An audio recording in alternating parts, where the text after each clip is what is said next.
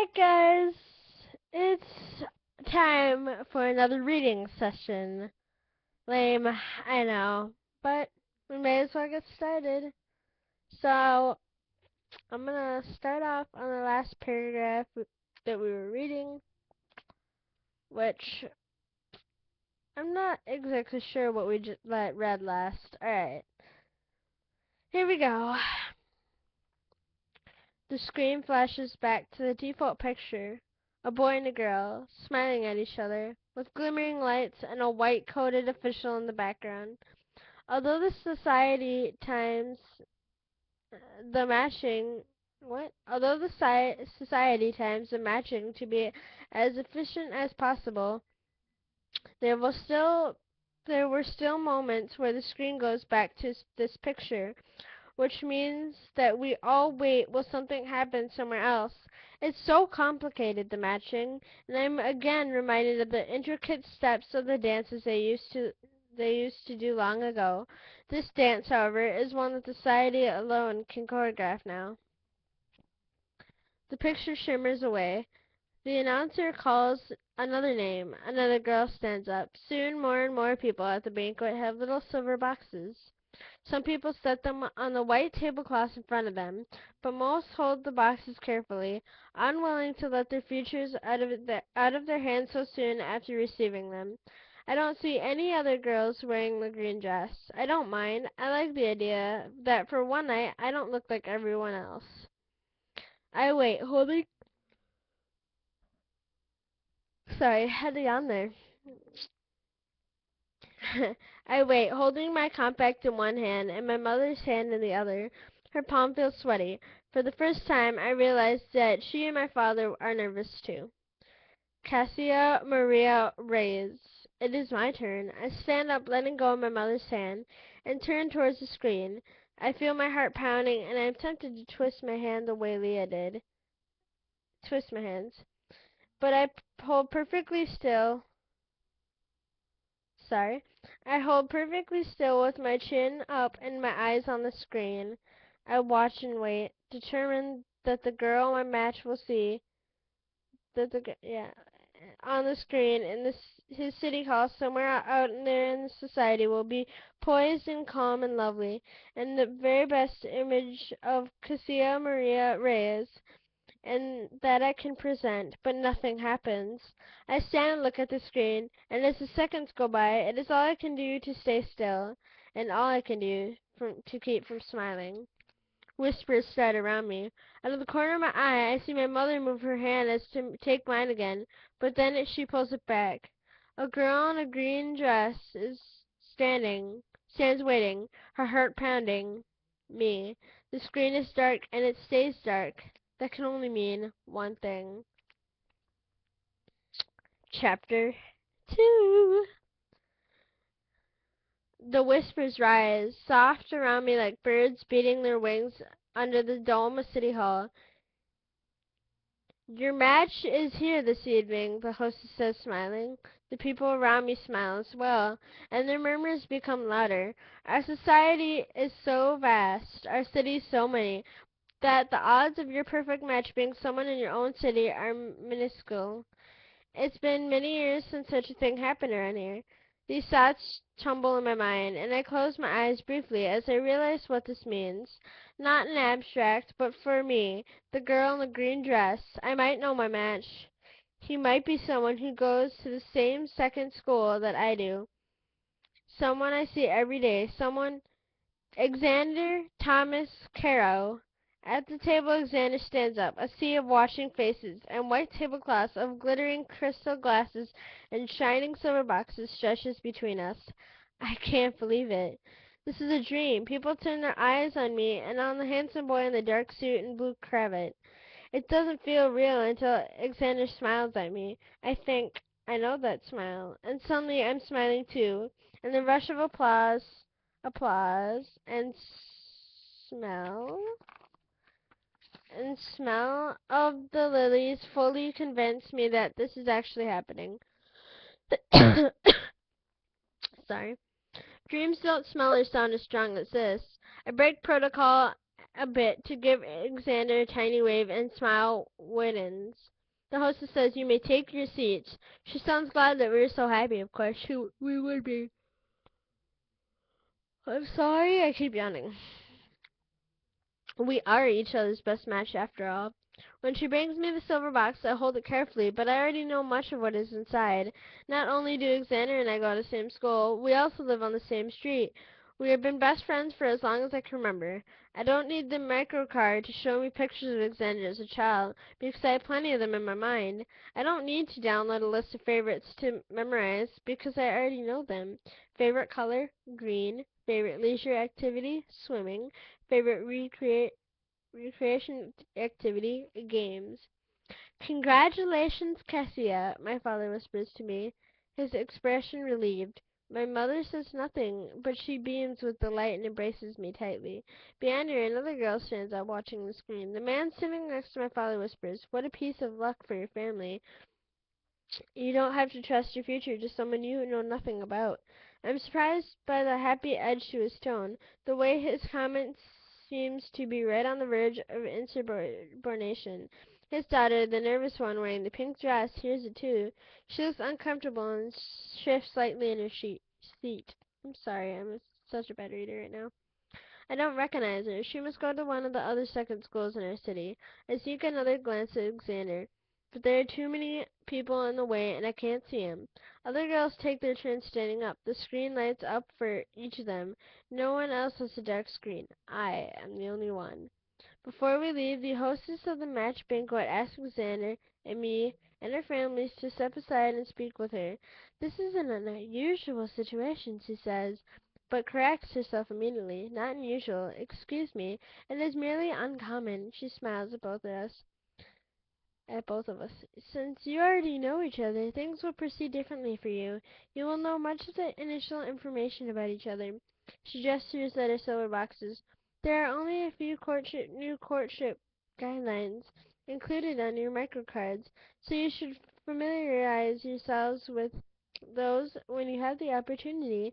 We'll read them tonight, Alexander promises sincerely. I try to keep from rolling my eyes in amusement because he sounds exactly the way he does when a teacher gives him a learning assignment. He'll read the new guidelines and memorize them, as he read and memorized the official matching material. And then I flush again, as a paragraph about the material flashes across my mind. If you choose to be matched, your marriage contract will take place when you are 21. Studies have shown that the fertility of both men and women peaks at the age of 24. The matching system has been constructed to allow the two of matched to have their children near this age, providing for the highest likelihood of healthy offspring. Xander and I will share a marriage contract. We will have children together. I don't have to spend the next few years learning everything about him because I already know him almost as well as I know myself. The tiny feeling of loss deep within my heart surprises me. My peers will spend the next few days swooning over their pictures of their matches, bragging about them during meal hour at school, waiting for more and more bits of information to be revealed, anticipating their first meeting, their second meeting, and so on. That mystery does not exist for Alexander and me. I won't wonder what he is like or daydream about our first meeting. But then Alexander looks at me and asks, "What are you thinking about?" And I answer that we are very lucky, and I mean it. There is still much to discover. Until now, I have only known Alexander as a friend, and now he is my match. The hostess corrects me gently. "Not lucky, Cassia. There is no lucky in this society."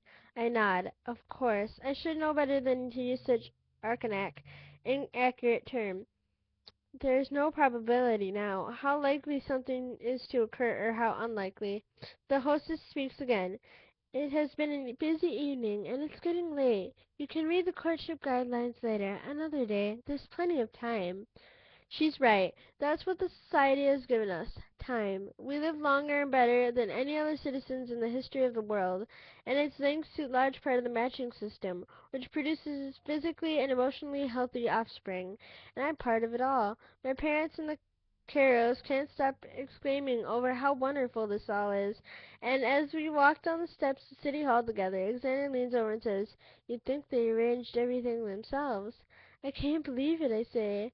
I feel a little opulent and a little giddy, and I can't believe this is me, wearing a beautiful green dress, holding gold in one hand and silver in the other, walking next to my best friend, my match. I can't, Alexander says, teasing me. In fact, I knew all along. That's why I wasn't nervous. I teased him back. I knew too. That's why I was. We're laughing so much, and that when the air train pulls up, neither of us notice for a moment. And then there is a brief moment of awkwardness as Alexander holds out his hand to help me climb aboard. Here, he says, his voice serious. For a moment, I don't know what to do. There's nothing new in touching each other now, but my hands are full. Then Alexander wraps his hand around mine, pulling me under the train with him. Thank you, I say as the doors close behind us. Any time, he says. He does not let go of my hands.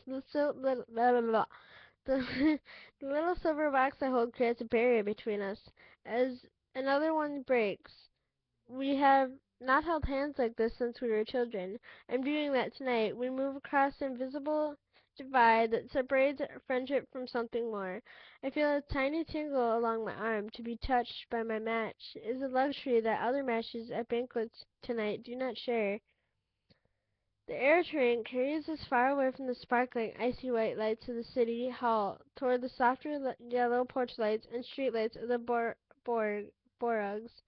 As the street flashed past our way home to Maple Tree Borough, I glance over at Alexander. The gold of the light outside is similar to the color of his hair, and his face is handsome and confident and good and familiar for the most part. If you've always known how to look at someone, it's strange when the directive changes.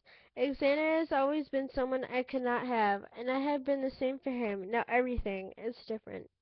My 10-year-old brother, Bram, who waits for us on the front porch, when we all tell him about the banquet, he can't believe the news. You're matched with Alexander? I already know the person you're going to marry. That's so strange. You're the one who's strange, I tease him, and he dodges me as I pretend to grab him. Who knows? Maybe your match lives right on this street, too. Maybe it's... Bram covers his ear. Don't say it! Don't say it! Serena, I say, and he turns away, pretending that he didn't hear me. Serena lives next door. She and Bram torment each other incessantly. I don't know how to say that word. Cassia, my mother says disapprovingly, glancing around to make sure that no one had heard. We're not supposed to disparage other members of our street and our community. Maple Tree Borough is known for being tight-knit and exemplary in this way. No thanks to Bram, I think to myself. I'm teasing Mama. I know she can't stay mad at me, not on the night of my match banquet, when she has been reminded of how quickly I'm growing up. Come inside, my father says. It's almost curfew. We can talk about everything tomorrow. What is there cake? Bram asks my father as he opens the door. They all look at me, back at me, waiting. I don't move. I don't want to go inside yet. If I do, this means the night is coming to an end, and I don't want that. I don't want to take off the dress and go back to my plain clothes. I don't want to return to the usual days which are good, but nothing special like this. I'll come in soon, just a few minutes more. Don't be long, my father says gently. He doesn't want me to break curfew. It is city's curfew, not his, and I understand. I won't, I promise. I sit down on the steps of my house. Careful, of course, of my borrowed dress, I glance down at the folds of the beautiful material. It does not belong to me, but this evening does. This time that is dark and bright and full of both the unexpected and the familiar. I look out into the new spring night and turn my face to the stars. I don't linger outside for long because tomorrow, Saturday, is a busy day. I need to report to my trial work position at the sorting center early in the morning. After that, I'll have my Saturday night free rec hours. One of the few times I get to spend time with my friends outside of second school, and Alexander will be there. Back in my bedroom, I shake the tablets out of the little hollow in the base of the compact as I count 1, 2, 3. Blue, green, red. As I slide the tablets back into their usual metal cylinder, I know what the blue and green tablets do. I don't know anyone who knows for certain what the red tablet does. There have been rumors about it for years. I climb into bed and push away thoughts of the red tablet. For the first time in my life, I'm allowed to dream of Alexander. And that concludes chapter number 2. And next time we read, we will be going on to chapter number 3. So far, we're on page 23. Usually I'm a fast reader, but I'm reading out loud, so I'm tired. Sorry if I kept yawning and stumbling. I'm a bit tired. Um, and you guys, that's really about it. Um, like, comment, subscribe, 'cause pineapples likes and, do things and have fun, and I love you guys. Um, Sorry for the black screen once again. Maybe I can fix that, but, guys, you guys are freaking awesome. Lights. Yellow, yellow, yellow. Yeah, yeah, yeah, yellow, black. Alright, guys. Well, Minecraft unicorns